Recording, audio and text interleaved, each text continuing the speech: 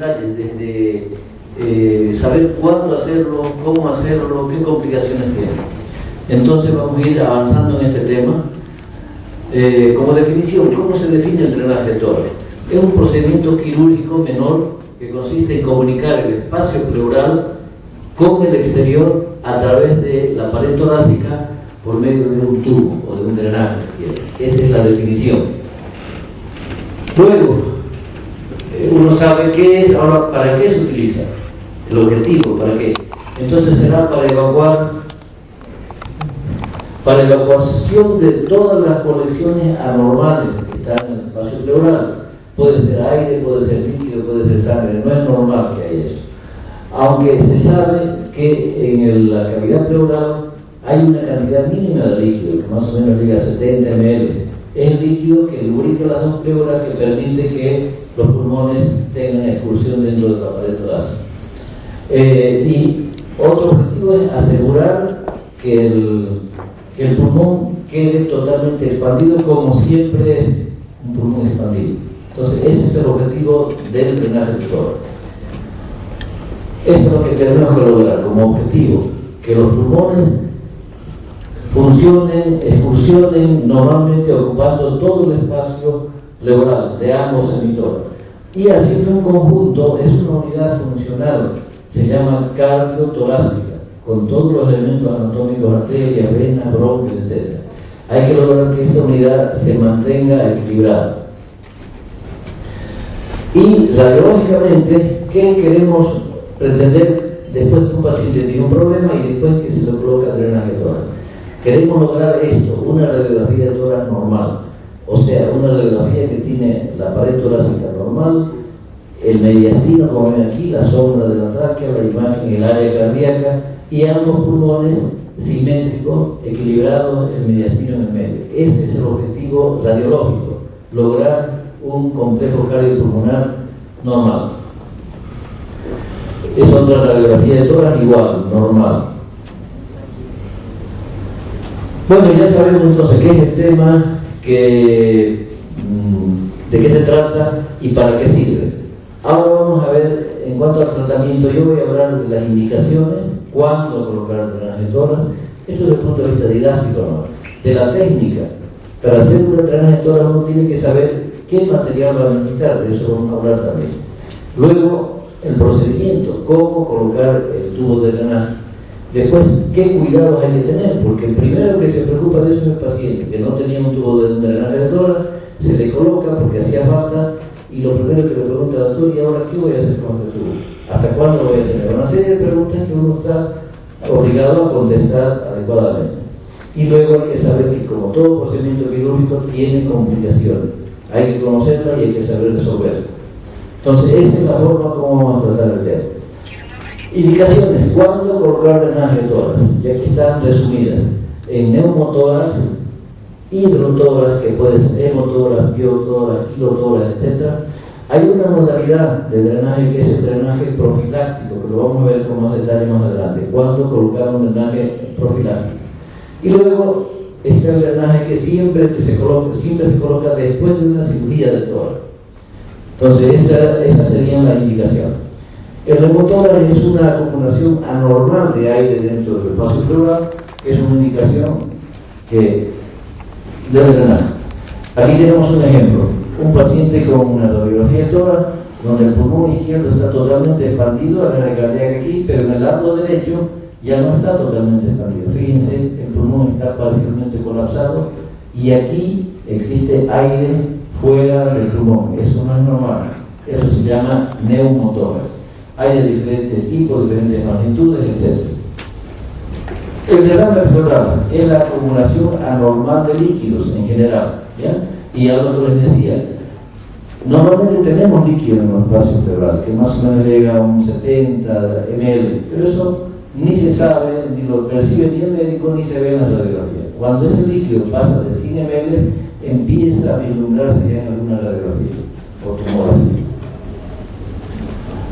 Los líquidos, ¿cómo se clasifican? Se clasifican en trasudados, exudados, cuando hay sangre, o sea, hemotórax, puede ser purulento, puede ser kilotórax, en fin, depende de la calidad de líquido. Hasta conocemos los suerotórax, no sé si han visto alguna vez, pero los hemos visto en los derrames iatrogénicos. En terapia intensiva le colocamos un intracat que el tubito acá en lugar de ir a la vena, se le va, a través, perforando la vena, se le va al tórax y le llenan el líquido el tórax de qué, de suero, pero de Frosa, Ringer, y aparece un hidrotórax, un derrame. Los capsulados que tienen alto contenido de proteínas se acumulan pasivamente, ¿no? Pero también se reabsorben o desaparecen. Entonces, estas situaciones no son para drenar, porque fíjense, es derrame, pero no se debe drenar. ¿Por qué? Porque son algunas patologías, ustedes saben, cuando las proteínas bajan, la lipoproteinemia, el paciente hace anasarca, edema, derrame peritoneal y puede hacer derrame pleural. Pero a ese paciente es un error si usted le coloca drenaje pleural, porque si le da buenas proteínas, por vía endovenosa, vía oral, van desapareciendo los edemas, se van fundiendo y no hacía falta drenar el tórax. Entonces, un ejemplo. Otro ejemplo, insuficiencia cardíaca congestiva. El corazón está fallando la bomba. Si usted le da un tratamiento correcto, con digital y con todo lo que hace falta diurético, también desaparecen los derrames. Entonces, otro ejemplo. Y así hay algunos casos donde no se debe drenar el tórax. Entonces, los transudados. Los exudados, estos sí, ya son productos de procesos infecciosos, inflamatorios, ¿ya? Que a veces dan gran desplazamiento del mediastino y comprimen el otro pulmón. Entonces, en estos casos sí se debe drenar y además recidivan. Por más que usted le dé tratamiento antibiótico, cuesta hacerlo desaparecer. En cambio, el transudado sí, con tratamiento van desapareciendo solo. Aquí tengo un ejemplo. Un paciente que tiene el mediastino ya está desplazándose hacia el lado izquierdo. En el lado izquierdo el pulmón está normal, la área cardíaca, pero en el lado derecho ya hay una imagen que se llama velamiento. Con esa palabra ustedes describen que quiere decir que está velado. Ahora, no podemos asegurar que sea líquido, pero es un velamiento. Sabemos que es líquido ya cuando hacemos la punción y sale líquido, porque eso puede ser un gran tumor también. Por eso digo, radiológicamente no digan ustedes esto es hemotógrafo, esto es velamiento nada más. Pero esto correspondía a un paciente que tenía derrame pleural. Es un ejemplo. Otro ejemplo, pulmón izquierdo normal, en el pulmón derecho el vértice tercio y medio para arriba normal, pero hacia abajo velado, igual velamiento. Entonces esto correspondía a otro paciente con derrame pleural. El hemotógrafo, su nombre lo dice, presencia de sangre en el espacio pleural. Entonces puede ser un líquido sanguinolento o puede ser sangre franca, evidente, ¿no? Son dos formas. Aquí tengo un ejemplo. Paciente traumatizado, que tiene el antecedente del trauma. El mediastino más o menos en su sitio, el pulmón derecho bien expandido, en cambio en el pulmón, en el emitórax izquierdo, no se ve, aquí están los senos, cardio diafragmático, costo diafragmático. En cambio en el lado izquierdo, fíjense, ya no se ve el seno costo diafragmático, está parcialmente velado, entonces ahí había líquido. Y si había trauma, muy posible que sea sangre, era hemotórax. Un ejemplo. Otro ejemplo. A ese paciente se le hace una toracocentesis, una punción, y le viene este líquido. Entonces, eso es sangre, pero es un líquido cero sanguinolento. En cambio, en este otro caso, usted punciona a un paciente traumatizado, ¿qué le viene? Sangre pura, franca. Entonces, todos son ejemplos de hemotórax. Esos son pacientes que hay que drenar. Luego viene el piotórax o empiema pleural, es lo mismo. Entonces, ese empiema puede ser espontáneo o puede ser post-reseccional o post-operatorio. El espontáneo es el paciente, lo más frecuente, un paciente que tiene neumonía, empieza a aparecer derrame pleural paraneumónico y por último se convierte en pus y es un empiema paraneumónico. Eso es espontáneo, el paciente no tenía. En cambio, el post-reseccional, usted puede dar a un paciente y después, como complicación de la operación, se infecta y aparece pus. Esa es otra categoría porque tienen otro tratamiento, otro manejo. Eso viene a ser el empiema post-operatorio o post-reseccional. Para todo eso tenemos protocolos ya muy claros que manejamos, son patologías muy frecuentes. Un ejemplo, miren, Esta foto sirve para dos cosas. Uno, mostrar que este líquido de aquí, perdón, ahí, que este líquido no es pus, es un líquido lechoso, esto es kilotora. Pero también sirve esta foto para mostrar lo que yo tomé, le tomé a la interna, no le mostré la cara así, porque no se debe elevar nunca un frasco así, sin previamente pinzarlo. Ya van cosas que van avanzando de cómo manejar los sistemas de drenaje. Entonces, por supuesto que le pusimos aquí una pinza para que pueda elevarlo, pero es un ejemplo. Ahora, estos frascos de drenaje de tórax que tienen, fíjense, esta densidad y este color diferente, usted al empiema, lo deja y queda con el paciente y a las pocas horas empieza a delimitarse dos calidades, una más densa que se va abajo y una más clara hacia arriba. Entonces, como solo ve eso, usted le dice, usted está empiema, porque en el kilotórax no se presenta así, en los otros derrames tampoco. Entonces, típico del empiema. Aquí ven un paciente que tiene su frasco con empiema pleural. El drenaje profiláctico, les digo lo siguiente: pacientes generalmente traumatizados, politraumatizados graves, con fracturas múltiples de costillas, que no tienen derrame, no tienen sangre. Entonces usted dice, no le coloco drenaje torácico. Debe colocar, porque ese paciente puede tener otras lesiones, trauma de cráneo, va a ir a cirugía. En cirugía el anestesiólogo va a poner un tubo de traquea, le va a dar oxígeno a presión. Si había un pequeño neumotórax y usted no lo drenó profilácticamente, en la cirugía le hace un colapso pulmonar o un neumotórax hipertensivo, puede morirse el paciente. Entonces, en esta circunstancia, cuando el paciente va a ir a quirófano o cuando va a ir a terapia intensiva con estado de respirador que le da también oxígeno a presión, le puede ocurrir lo mismo. Y lo peor es que el paciente, que a veces el médico no está preparado, no se da cuenta y el paciente puede morirse por neumotórax hipertensivo. Entonces, para evitar ese neumotórax hipertensivo, se utiliza este drenaje profiláctico. Hay varios ejemplos. Y luego el drenaje post cirugía torácica, que eso es obligatorio. Se opera un paciente, se trabaja con un pulmón, con vasos, con intestino, corazón, etc. Y para salir, antes de cerrar la pared, se coloca un drenaje. ¿Para qué? Para que salga todo ese aire anormal que está en el espacio pleural y el pulmón expanda y todo vuelva a su normalidad, el intestino en equilibrio. Entonces es un paso más. Aquí un ejemplo: este paciente se operó de pulmón, aquí ya está expandido, entonces antes de cerrar la pared se coloca un drenaje de tórax o dos, lo que haga falta, ¿no? Pero ese es el drenaje postoperatorio. Bueno, entonces ya hemos visto las indicaciones, cuándo colocar y qué tipos de drenaje hay. Ahora vamos a ver el material necesario. Y aquí yo les digo siempre a los alumnos que para drenar un tórax uno tiene que, antes de colocar anestesia, antes de abrir la pared, revisar que tenga todo su material. Es como volar un avión. Vayan al trompillo, van a ver los pilotos antes de prender el avión, empiezan a revisar, a controlar fuera con el avión en tierra. Todos los detalles que ellos saben controlar, la parte eléctrica, batería, alerones, todo. Lo mismo, el cirujano que va a drenar un tórax, revise antes todo. Porque usted ya está con guantes, el paciente está anestesiado y empieza a gritar, pásenme un bisturí, pásenme el tubo. Ya no, tiene que ser antes la cirugía. Entonces, ¿qué material es esto? Tubos de drenaje, tienen que haber conectores, frascos para seco de agua, bombas si hace falta, todo tiene que estar revisado, el instrumental quirúrgico también. De eso vamos a hablar ahora. Tubos de drenaje.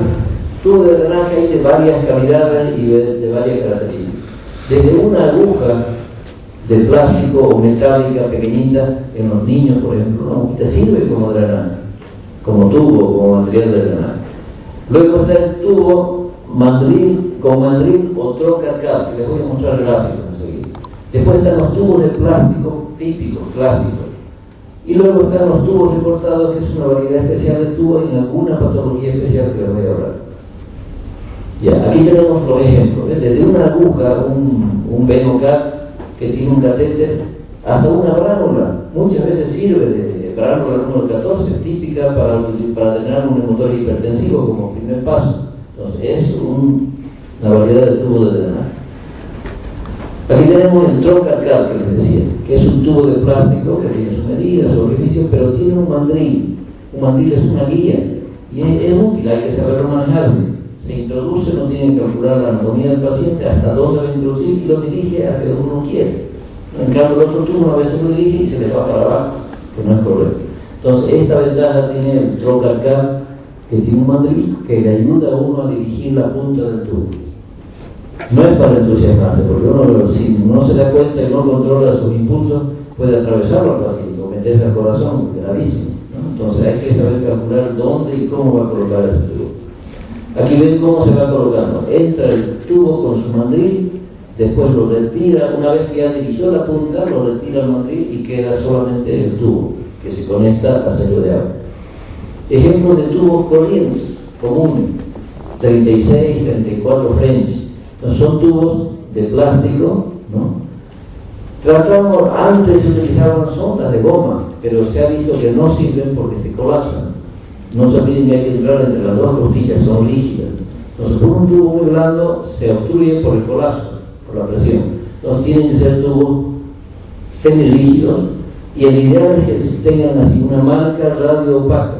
Para cuando usted lo coloca en la radiografía, lo va a localizar bien porque se va a ver la marca radio opaca. Este tubo, aunque es grueso, a veces no se ve bien en la radiografía. Uno tiene que saber eso de entrada, que usted coloca un drenaje de tórax, es el nombre, el apellido es radiografía de tórax después de colocar.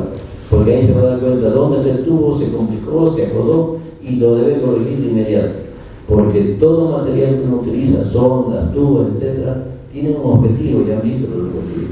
Y si el tubo está acodado, está desviado, no cumple su objetivo. Y es incómodo para el paciente. El tubo clásico, ¿no? El tubo que tiene, fíjense, este es el extremo que entra al paciente, esta es la línea radiopaca. El que entra al paciente no tiene bisel, no es cortado así, sino es en ángulo recto. Y aquí están los orificios, 2, 3, 4 orificios, depende de la cantidad del tubo que entre en el paciente. Y luego la parte que queda afuera, que es esta, tiene que ser un corte a bisel y sin orificio, porque aquí se conecta ya al frasco, a la manguera que va al frasco del paciente. Ese es un tubo clásico. Y los conectores, y hemos hablado de conectores, son estos sistemas de conexión, su nombre va a la redundancia, sirve para conectar, para comunicar el tubo que sale del paciente a la manguera que va al frasco, por eso se llaman conectores. Y parece mentira, pero muchas veces no lo tenemos el dato que estamos colocando en un drenaje. ¿Qué va a hacer? Tiene el tubo, el paciente ha hecho más neumotoras y hay que de inmediato conectar el frasco. Y sin estos aparatitos no se puede. Este es un ejemplo de lo que hacíamos antes. Cortábamos pipetas de laboratorio y las adaptábamos para que sirvan de conexión.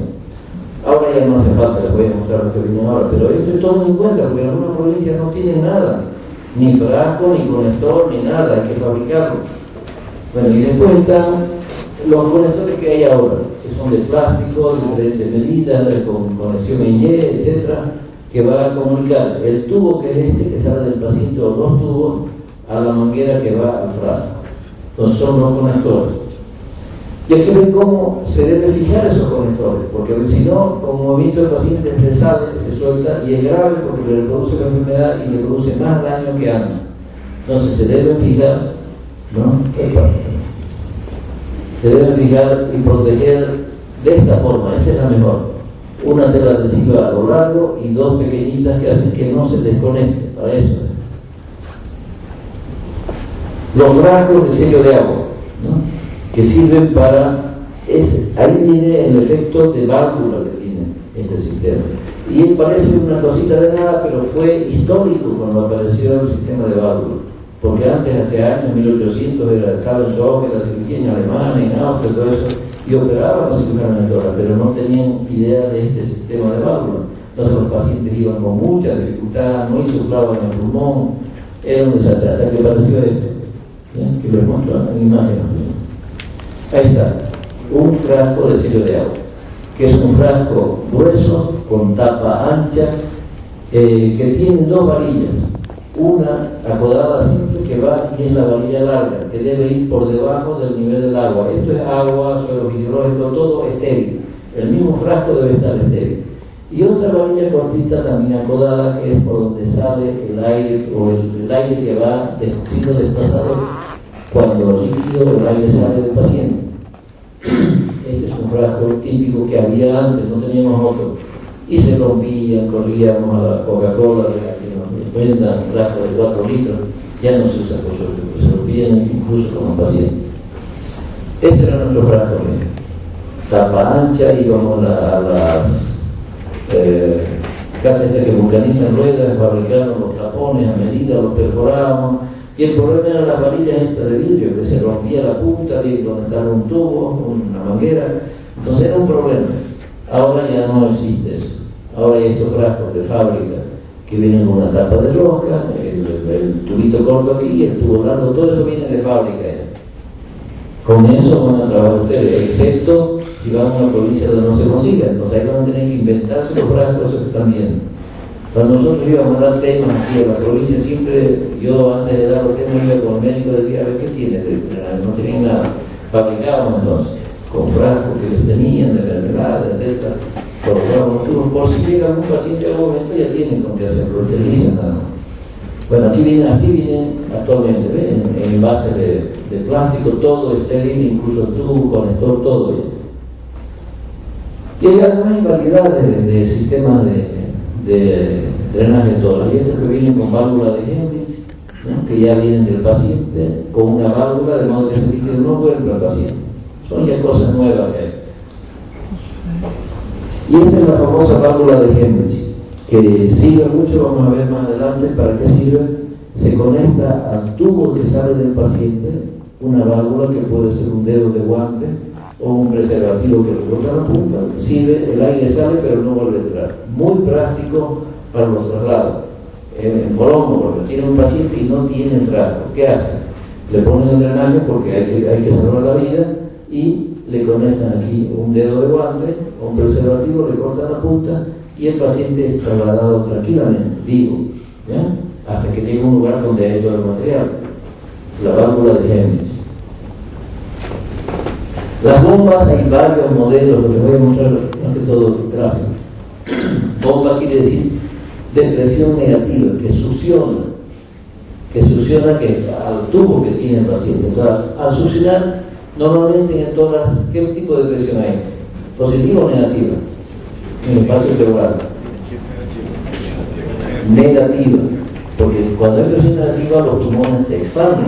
Porque si fuera positiva, el pulmón estaría colapsado. Entonces, esa presión negativa hay que estimularla, hay que aumentarla. Y muchas veces el paciente que ha tenido varices motoras no expanden fácilmente. Entonces, por eso se utilizan bombas. Hay bombas eléctricas como esta, por ejemplo, que tiene un motorcito aquí.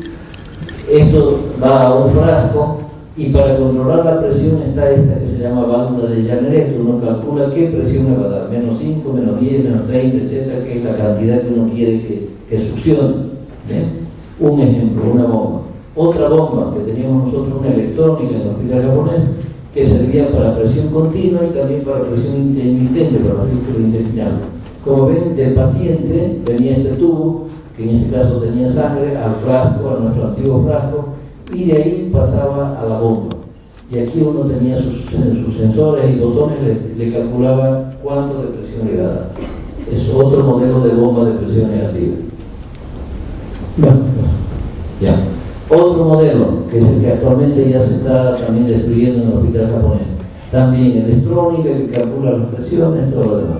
Que va conectado, como ven, del paciente que sale, va al frasco, al tubo, a la varilla larga, de ahí sale y va a la bomba. Otro ejemplo, otra bomba también eléctrica esta. Va una bombita aquí, la válvula de Janneret, el paciente viene aquí y le transmite la presión negativa de la bomba le transmite al frasco. Otra, esta es una bomba que la manejo yo, la fabricó mi hermano. Primero un sistema rudimentario de control de presión, pero ahora ya tenemos esta. Es una bomba que tiene un sistema electrónico, se mide cuánto de presión. En este caso está succionando menos 15. Y ha sido perfeccionando también. Tenemos aquí el sistema que va al frasco y aquí el sistema digital para controlar. Entonces ya hemos visto, ya conocemos qué material, hemos visto en qué caso se recuerda drenaje y entonces hay que ver cómo hacerlo. Cada detalle, cada procedimiento tiene un detalle. Por ejemplo, el drenaje, vamos a ver el drenaje con aguja fina, o sea, la punción. La simple punción es un tipo de drenaje, la toracocentesis. Después vamos a ver el drenaje con tubo troca, ese que ya lo conocen, vamos a ver cómo se utiliza.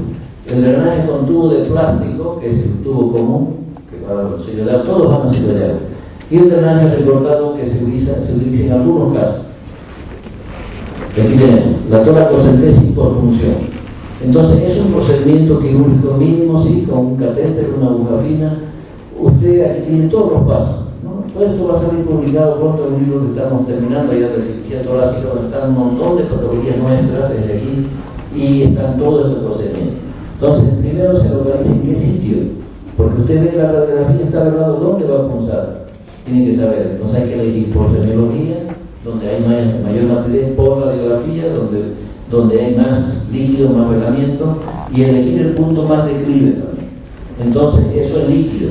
Ahora, ¿usted cómo hace la punción? Primero, la anestesia local. Con anestesia local. Fíjense, busca la costilla, pero no va a buscar el borde inferior, porque ahí está el paquete vascular nervioso. Borde superior, coloca anestesia en todos los planos hasta llegar a la pleura. Una vez que aquí está haciendo una bomba en la pleura, recién penetra el espacio. Y ahí coloca la aguja que lo puede conectar a un tubito y puede sacar líquido en caso que sea para líquido. Y aquí ven con mayor detalle, ¿ves? Está colocándose la anestesia, infiltrando todos los planos, pero no acercarse al borde superior, al borde inferior, porque ahí está el paquete vascular nervioso, siempre en la costilla, en el borde superior de la costilla inferior. Hasta que llega aquí, fíjense, aquí está el pulmón, aquí está la pared, y esto no es normal, esto es líquido. Entonces, con la punción y una jeringa puede aspirar, si es pequeña en cantidad, es un tipo de drenaje por punción. Aquí ven con mayor detalle, ¿ven? O pueden hacerlo burbujear a un sistema de sello de agua, de válvula de Boulot, se llama Boulot, el cirujano alemán que lo describió. Y ahí, históricamente, hay, vamos más allá. Aquí ven, la simple punción o toracocentesis tiene riesgo, porque no es cuestión de ser audaz, decir que estoy aquí con mi aguja, mi bisturí, monto a caballo y empujo, no es así. Aquí con mucho cuidado, conocer la anatomía. Si usted en la parte que un paciente sentado coloca una aguja y en la parte izquierda, por ejemplo, donde había un derrame pleural, se le fue la mano, se exageró y fue y punzó vaso. Entonces el vaso puede sangrar, es una complicación. Entonces hay que tener mucho cuidado, saber dónde va a elegir el sitio y qué cantidad de aguja va a introducir, porque estos son accidentes. El drenaje con trocarcata, aquí están los pasos esquemáticamente. ¿Lo ven? Inyectando silocaína, un pequeño cortecito con bisturí, una pinza que es fina, tiene que penetrar hasta la pleura. Y recién introduce el tubo con mandril. Lo deja colocado, este esquema está mal, debería ser para arriba que se coloque. Porque los tubos siempre hay que dirigirlos hacia arriba. Y ahí ven. Aquí está el ejemplo. Está colocando el tubo con su mandril. Entonces entra, penetra la pared, lo dirige hacia donde uno lo quiere y recién retira el mandril y va introduciendo el tubo. Este es un ejemplo de... Ahora, la colocación del tubo del trocar ya más grueso, del tubo más grueso, 36-34 reyes. Igual, aquí falta el paso de la anestesia, ¿no? Primero anestesia, un corte con bisturí, la pinza Kelly, el dedo del cirujano, que quieren calcular que tiene que entrar un tubo por ahí. Entonces el dedo del cirujano recibe lo empuja ayudado con una pinza, ¿no? Y lo deja colocado al tubo en el sitio que usted desea, que hace falta, por decirlo así. Aquí tienen, cuando estamos colocando un tubo, este punto que lo vamos a ver más adelante, ese punto, que lo hacemos siempre. Hay varias formas, pero yo elegí esta, la hacemos así, en el hospital se hace siempre así. El que quiera aprender otro, que lo aprenda, hágalo después si quieren, no es prohibido, pero tienen que hacerlo bien. Pero esto es obligatorio en el hospital. Introduce un punto grueso que va a tomar los dos labios de la herida, sale por la parte posterior, rodeando el tubo, ¿sí? Y vuelve a salir aquí y le hace un seminudo, no es un nudo ajustado, para que eso quede colocado ahí. Al momento de retirar el tubo solamente ajusta después, con los días, ajusta este punto, ya el tubo queda, la pared queda cerrada. Esa herida tiene que quedar bien cerrada. Es lo que llamamos el tubo, el punto en U. Aquí vemos lo que yo decía, usted va a colocar un drenaje, todas las tiene que revisar que tenga todo, el frasco, el tubo, los conectores, instrumental, la anestesia, todo, ¿ya? Y recién empieza a hacer la antisepsia, controlar, ya tiene radiografía, ya sabe dónde iba a colocar el drenaje. Aquí vemos, se está colocando la anestesia local. Este es un paso que yo siempre les comento y se los muestro en la práctica sobre todo. Usted va a colocar un tubo a un paciente, no es lo mismo colocar un tubo a un enanito que colocar un tubo a un paciente de 2,5 metros. Su pared va a ser diferente, un tubito chico no va a llegar ni a cruzar, a pasar los tejidos superficiales. Entonces lo mejor es una vez que usted entra con el tubo a ciegas, ya no sabe cuánto tubo hay adentro. Entonces hay que medirlo antes de colocar, desde el vértice del paciente hasta abajo y decir no cuánto voy a tener adentro, cuánto útil va a estar adentro, sino cuánto va a quedar afuera. Y lo mismo por cuarto, 1 cuarta y 2 dedos, lo que va a quedar afuera, que es lo que usted va a ver. Porque si se fue más adentro está mal, si se fue muy poco está mal también. Entonces tiene que ser justo. Y es una buena forma. Se hizo la anestesia, se abrió la pared y aquí ya estamos entrando con el dedo, haciendo un túnel. Y aquí ven, estamos poniendo el punto, ese punto en U, alrededor del tubo. Aquí ven, ese punto no se va a ajuste ese lado, sino queda envuelto alrededor del tubo y se empieza a poner las fijaciones a la piel con puntos separados. Y este punto, además, ajusta el otro que quedó suelto. Otra cosa, cuando usted coloca por derrame, por ejemplo, no es cuestión de botar ese líquido, no, hay que guardar una muestra para el laboratorio, porque todo el mundo le va a cobrar, y usted mismo quiere saber qué líquido era pus, qué germen era estafilococo, estreptococo, hay que analizar esa muestra. ¿Qué estudio básico para saber qué gérmenes tienen ustedes? ¿Qué coloración, qué tinciones? Importante. Y yo les insisto mucho a los residentes, vayan al laboratorio y usted mismo exige que se y ese resultado se lo dan en 5 minutos. ¿Qué coloración? De grano, ¿verdad? A los 5 minutos. ¿Y qué le dan? Ya le dice si es un coco, si es un vasito, si es estreptococo o estafilococo, por la forma, nada más. Después ya vendrá el cultivo, antibiograma, todo eso. Pero esta muestra siempre tenerla para hacer esos estudios de laboratorio. Citoquímico también hay que pedir todo lo que haga falta. Después ya con los tubos está colocado, hay que fijarlo bien. Estos son los 2 puntos de fijación iniciales que van de la pared, de la piel del paciente al tubo, ¿no? Que se lo ajusta bien. Otra fijación con tela adhesiva que viene por debajo de la herida y aquí la conexión al sistema de drenaje. Aquí ven ustedes un tubo colocado, está entrando por línea axilar media, por cuarto espacio, conecta con su manguera al frasco, a la varilla larga, no se confundan. La corta es solamente para que salga aire, pero la conexión tiene que ser a la varilla larga que va a la punta por debajo del nivel de agua. Aquí tienen un caso de colocado un drenaje de tora y ya se pusieron los puntos aquí, se cubre la herida y esta fijación a la piel de la más abajo es muy importante, porque si lo dejan suelto vamos a ver ejemplos de los problemas que hemos tenido. Entonces tiene que fijarse de esta forma, bien fijado en la pared.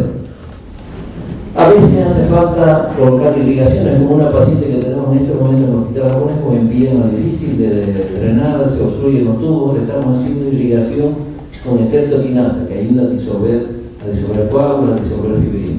Entonces puede haber irrigaciones así como ven. Y este es el famoso tubo corto. Este paciente empezó con un tubo largo, conectado al frasco, etc.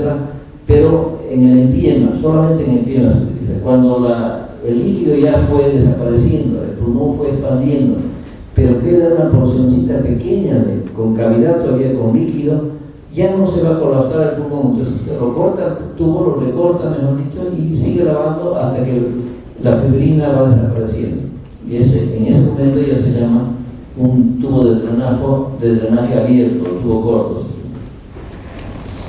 Aquí está. Este es el requisito previo. Usted tiene que tener un pulmón ya casi todo expandido y una pequeña colección que en este caso está con contraste y se puede recortar ese tubo como ven aquí, porque este pulmón ya no va a colapsar. Aquí tienen otro caso, ¿ven? Está la herida ya, un tubo recortado ahí, queda abierto. Y aquí tiene el ejemplo, otro paciente con un tubo recortado pero conectado a válvula de Henrich para trasladarlo, para que el paciente camine, porque muchas veces el paciente está 15 días en cama con tubo, se desespera ya y empieza a mover otras complicaciones. Usted necesita movilizar al paciente, ya no va a colapsar y le pone válvula de Henrich y le conecta una bolsita que hemos ideado aquí, es la bolsa de colostomía, la adaptamos al tórax y anda muy bien. Este paciente camina hasta que lo va mejorando y se va a su casa con una bolsita. Vigilarse. Usted ya colocó el drenaje, lo hizo bien y empiezan las preguntas, ¿no?, del paciente, de uno mismo. ¿Y ahora qué hago? ¿Cómo voy a cuidar ese tubo? Desde el primer momento que coloca el drenaje hay que saber cuidar, ¿ya? Desde el día que, el momento que lo colocó, hay que revisar que todas las conexiones están correctas, que no se desconecten. Hay que tener cuidado, si el paciente lo va a trasladar a rayos X o al baño, pinzar, cerrar el tubo y a la vuelta a la cama lo vuelve a abrir. Pero eso es cuidado. Después, ver todos los días cuánto salió, qué líquido salió, va cambiando de color, era sangre, ahora ya es ceroso. Todo eso hay que ver. Y a veces ordeñarlo, o sea, exprimirlo al tubo para que no se tape con fibrina. Luego, si está burbujeando, si tiene fístula, ver cuánto va burbujeando. Poquito, mucho, ya desaparece. Y debe funcionar en un solo sentido, no estar levantando dando alto así sin pinzarlo, porque ese líquido después vuelve al paciente. Aquí tienen, no elevar el frasco por simple pinzado previo, ¿no? Esto es otro problema que hay. Muchas veces los pacientes están con un tubo, el médico no le entiende, no sabe estos cuidados. Y resulta que ese tubo que va del paciente al frasco es muy largo y hace estos bucles, que son esos cocandijos que tienen. Y eso, en lugar de favorecer el drenaje, perjudica. Porque aquí que se acumula líquido. Entonces, en lugar de salir el aire libremente o el pus, tropieza con una barrera. Entonces, eso no debe hacer. Aquí ven un ejemplo. Eso no es de la vida diaria. Me llamaban a una clínica, un paciente que no andaba bien, le habían colocado drenaje hace varios días con trauma, motoras, y fíjense ese tubo, miren cómo viene, de aquí el paciente con una víbora, por acá, ahí, va por el piso y decía, no, por supuesto que no servía, estaba tapado, porque eso no debe hacerse nunca. Este sería un bucle exagerado, ¿no? Pero son de la vida real. Entonces hay que conectar aparte, ver qué calidad de tubo. Le ponen un tubito finito, guía de suelo a un paciente, no sirve, se tapa. Todos esos detalles hay que conocer. Otro paciente, fíjense, del paciente sale un tubo pero muy largo, una manguera, y hace este bucle que le hace daño al renal. Eso hay que corregir. Otro caso, miren. Una manguera como una vibra y ella no sirve. Era en pie eso, pero estaba tapado el tubo. Otro caso igual, se drenó con una guía de suelo, miren, todo volviendo por el piso y recién al frasco tampoco. Eso son muchas cosas que no se deben hacer, por eso que no le dejo la foto, porque si nosotros queremos muestra esto, no muestro que está errado, para que no cometamos ese error. Esto, otro problema, coloca usted el tubo y su tela adhesiva, su gasita ahí y al frasco. Eso parece una puñalada, ¿no? Un tubo que se mueve el paciente, se le sale el tubo, seguro. Entonces, no, tiene que fijarlo, aparte de la herida, a la pared. Y aquí ven, este paciente dio trabajo, no expandía bien, se movió el tubo y después hubo que inflar el paciente, hacer fisioterapia, inflar vejigas para expandir el pulmón. Hay que corregir eso. Otro paciente, por no haber estado fijado aquí a la pared como debía ser, se ha ido saliendo, en este caso de a poquito. Entonces había un orificio ahí que estaba ya, no servía ese drenaje. Otro caso, de una niña que igual, peor en los niños, se mueven, se incomodan, y si el tubo no está fijado a la pared, se va saliendo con toda la facilidad. Son errores que no les muestro para que no lo cometan. Otro caso, miren, las conexiones. Teníamos un paciente operado, recién operado, que estuvo bien, en la cirugía todo bien, le encargué una noche, al día siguiente voy a ver y me dice la enfermera, el paciente no está bien, estaba respirando, inquieto, y vengo a verlo yo, estaba su tubo ahí, aparentemente venía todo bien, y el paciente no entraba, lo oculto, el pulmón colapsado. Me fijo bien en la conexión y resulta que el tubo venía aquí eran los primeros frascos que había con un tubo rígido, y se había salido, se había desconectado aquí, y la enfermera, en lugar de preguntar cómo tenía que ser, lo puso encima de todos, totalmente desconectado, como un corazón. Usted, simple vista, no se da cuenta, hay que aproximarse y revisar. Un ejemplo de errores que ocurren. Aquí está, bien, está la tapa, la punta del tubo aquí fuera del frasco, nada que y ocurren esas cosas. Otro caso, se había salido el tubo en la noche y le viene la enfermera y lo coloca a tubo corto. No debe ser, no sirve. Igual el paciente, en lugar de andar bien, andaba con problemas. Y aquí fíjense, el tubo estaba así, a la varilla corta, debía estar a esta varilla, a la larga. Entonces el paciente, por supuesto, no andaba bien. Y aquí cuando fuimos y lo corregimos, cuando pasamos a la varilla larga, tuvimos que lanzarle bombas de presión negativa para recuperar el camino que habíamos perdido. Se colapsó el pulmón, había que insuflarlo, ¿verdad? Y aquí, otra vez, al interno mostrando lo que no debe hacer, levantar el frasco ahí no debe hacer, debe pinzar primero, porque siempre marcamos todos los días cuánto drenó en 24 horas.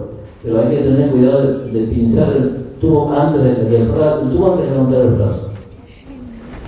Ejemplo de radiografía, un paciente con neumotoras aquí, que se drenó. Bueno, ya el tubo cumplió su función, salió todo el aire, el pulmón está bien insuflado, ya salió líquido, salió pus, etc. ¿Y qué hacer? Hay que retirarlo. Y ahí viene la pregunta, ¿cómo hacerlo? A veces el médico está entrenado, otra vez no está entrenado. Y tiene todos sus pasos como debe ser.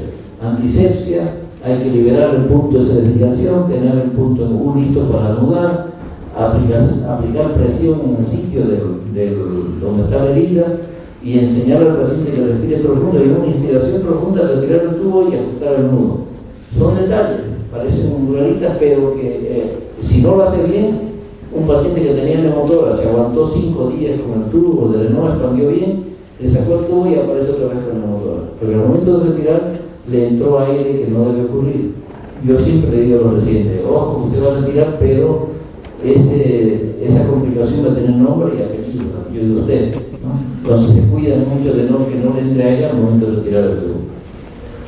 ¿Qué complicaciones hay? Varias, ¿no? Hemorragia, a veces en el sitio de colocar un tubo no puede no hacerlo bien, seccionar una arteria intervertebral y sangra un montón.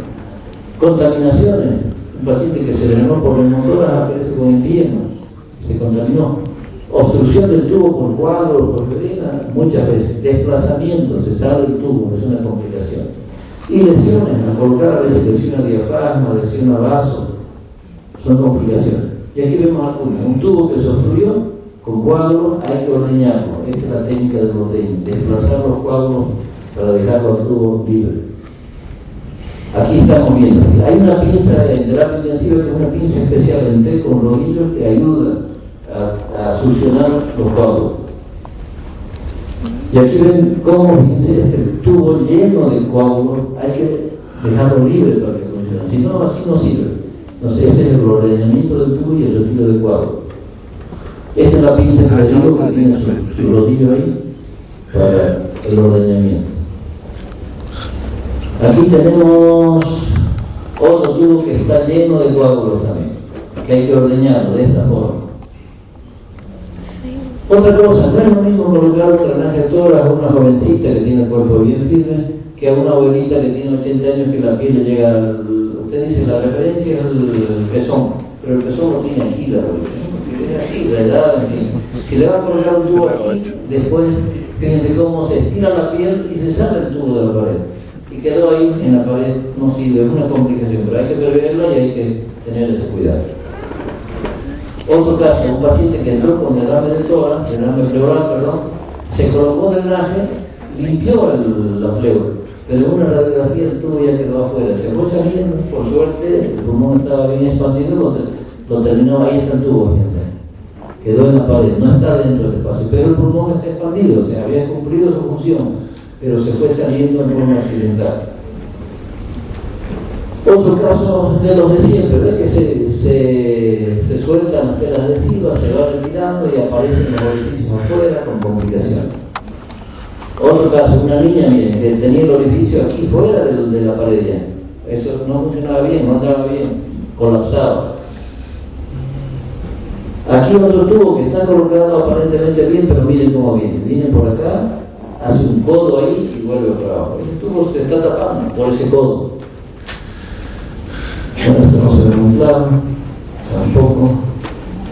Este otro caso, fíjense, le había colocado el tubo de drenaje muy atrás, ¿no? Muy atrás, es incómodo. Aquí fíjense, otro caso, que no, son cosas que no se deben hacer. Si usted lo coloca ahí atrás al tubo, ¿qué pasa? Al acostarse el paciente le molesta, le duele y aparte se obstruye, se tapa. Entonces nunca colocar un tubo de drenaje así. Si quiere dirigirlo hacia atrás, que entre por la línea axilar media, pero la punta dirigirá hacia atrás, pero no el orificio ahí. Eso es un error. Esto otro caso, fíjense, se había colocado drenaje toras de este paciente, mire hasta dónde viene la punta. Error también. Usted ve en la radiografía que le hizo, eso tiene que descender ese tubo por unos 3 centímetros, 4 centímetros. No es correcto, porque el paciente siente algo que le molesta. Yo les digo, chico, ahorita va a aparecer ese tubo por el cuello, va a salir. No, eso es una exageración, pero no debe ocurrir. Otro tubo que se colocó que está acodado también, se vino hacia abajo, mira, no es normal. Otro tubo, miren, este viene, entra por acá, chocó con la clavícula y volvió a bajar. Pésimo. Entonces, si me muestran una radiografía así, no está bien. Si le hicieron la radiografía, en ese momento tienen que corregir eso, tienen que jalar, traccionar hasta que quede en su sitio.